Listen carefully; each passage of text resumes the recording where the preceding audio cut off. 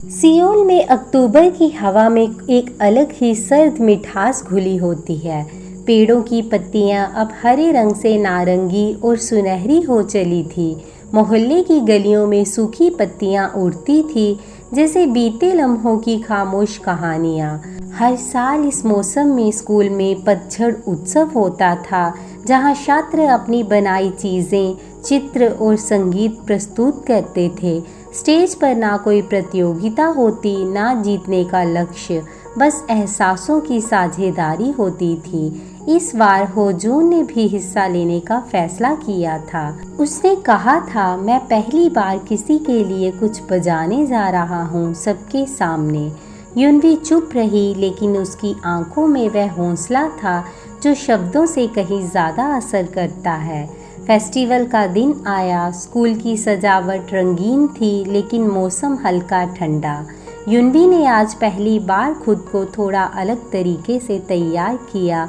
हल्का grey scarf और उसकी वही पसंदीदा पुरानी डायरी जो हमेशा साथ रहती थी। वह जल्दी पहुंच गई। स्टेज के कोने में बैठकर बच्चों की परफॉर्मेंस देख रही थी, लेकिन निगाहें बार बार भीड़ में उसी चेहरे को ढूंढ रही थी जिसे अब दिल पहचानने लगा था। कुछ ही देर बाद होजून स्टेज पर आया। लोग तालियां बजा रहे थे, लेकिन युनवी की सांसें जैसे थमी हुई थी। होजून ने माइक उठाया और सिर्फ एक लाइन बोली, ये धुन उस लड़की के लिए है जिसने मेरी चुप्पी पढ़ ली और फिर मुझे खुद से जोड़ लिया। और फिर शुरू हुई वह धुन। कोई फिल्मी ट्यून नहीं, ना कोई मशहूर गाना, बस कुछ तार जो जैसे हर सुनने वाले की नसों में उतर रहे थे। युनवी की आंखों में हल्का पानी आ गया, लेकिन कोई आंसू नहीं था। वह एहसास था, वो पल था जब भीड़ के बीच दोनों की नज़रें मिली और जैसे पूरा स्कूल फीका पड़ गया। सिर्फ दो इंसान और एक अधूरी धुन के बीच टिकी दुनिया। परफॉर्मेंस के बाद जब प्रोग्राम ख़त्म हो गया और सभी अपने ग्रुप्स में गपशप में लगे थे, युनवी चुपचाप स्कूल के पीछे वाले पार्क में चली गई। उसी झील के किनारे बैठी रही जहां वह कभी कभी किताबें लेकर आती थी। और तभी पीछे से धीमे कदमों की आहट आई। वह मुड़ी। होजून था। दोनों कुछ पल चुप रहे। फिर होजून ने धीमे से अपना हाथ आगे बढ़ाया। चलो आज हम भी कुछ देर के लिए बस खुद के हो जाएं। युनवी ने बिना कुछ कहे उसका हाथ थाम लिया। कोई वादा नहीं किया गया, कोई इजहार नहीं हुआ, लेकिन उस पतझड़ की शाम उनके दो दिल पहली बार एक साथ धड़के, जैसे पत्तियों की सरसराहट में कोई सच्चा रिश्ता बोल गया हो। सर्दियां धीरे धीरे अपने पांव पसार रही थी। स्कूल की इमारतों पर कोहरे की परतें चढ़ने लगी थी और सुबह की हवा अब उंगलियों को छूते ही चुभने लगी थी।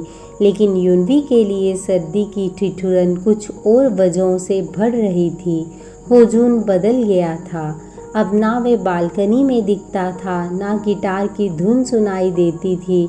स्कूल में वे अब दूर दूर रहता, बातचीत कम और आंखें जैसे किसी बोझ से भारी हों। युनवी के लिए ये सब असमझ था। कुछ दिन पहले तक जो लड़का भीड़ में उसका हाथ थामे चलता था, आज उसी से बचता फिर रहा था। वह उसे देखने की कोशिश करती, लेकिन होजून अब क्लास में भी अलग बैठने लगा था। लाइब्रेरी में अब उसकी टेबल खाली रहती थी और रास्तों पर उसकी परछाई खो गई थी। एक दिन हिम्मत करके युनवी ने उसकी बालकनी में एक छोटा सा नोट टेप दिया। अगर कुछ भी गलत किया है तो माफ़ी, लेकिन अगर मैंने कुछ नहीं किया तो ये खामोशी क्यों? नोट 2 दिन तक वहीं चिपका रहा, कोई जवाब नहीं आया। फिर एक सुबह वह नोट गायब था, लेकिन उसकी जगह एक पुरानी किताब रखी थी। वही किताब जिसमें होजून पहली बार लाइब्रेरी में देखा गया था। उसके बीच एक कागज़ रखा था जिस पर सिर्फ एक पंक्ति थी, कभी कभी दिल डरता है कि वो जिससे सबसे ज़्यादा जुड़ा है कहीं उसी से खुद को खो ना दे। युनवी बहुत देर तक उस पंक्ति को देखती रही, फिर धीरे से किताब बंद की और उसी दिन स्कूल नहीं गई। शाम ढलने लगी थी। वो बालकनी में चुपचाप बैठकर आसमान को देख रही थी। उसकी डायरी उसके पास थी, लेकिन आज उसमें कुछ लिखने का मन नहीं था।